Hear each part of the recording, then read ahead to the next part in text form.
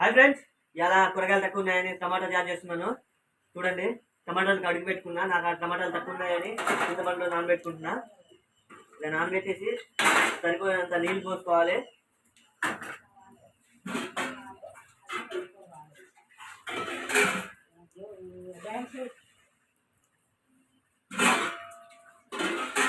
నేను 2 చెంబులు నీళ్ళు పోసుకున్నా.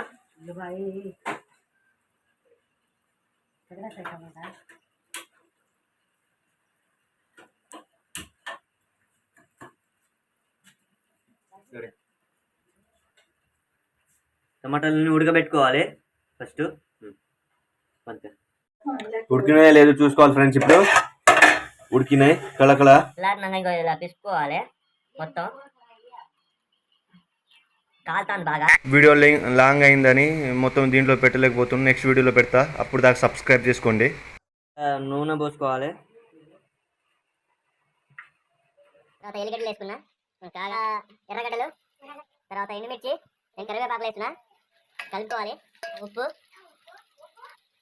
కొంచెం అల్లం పేస్టు, కొంచెం పసుపు, సరిపోయేంత కారం. మీరు ఎంత తింటారో అంత వేసుకోండి. మీరు బాగా వేగిన తర్వాత పులుసు పోసుకోవాలి. వేగినాయి బాగానే. దీన్ని పులుసు పోస్తున్నాం ఇప్పుడు మనం. ముందుగా ఉడబోసుకున్న పులుసుని పోసుకుందాం. ఇప్పుడు పులుసు పోసుకుంటున్నాం. ఇప్పుడు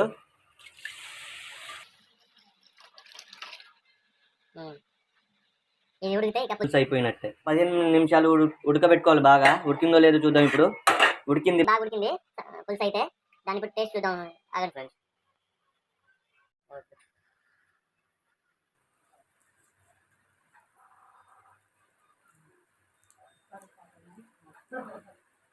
సూపర్ ఉంది ఫ్రెండ్స్.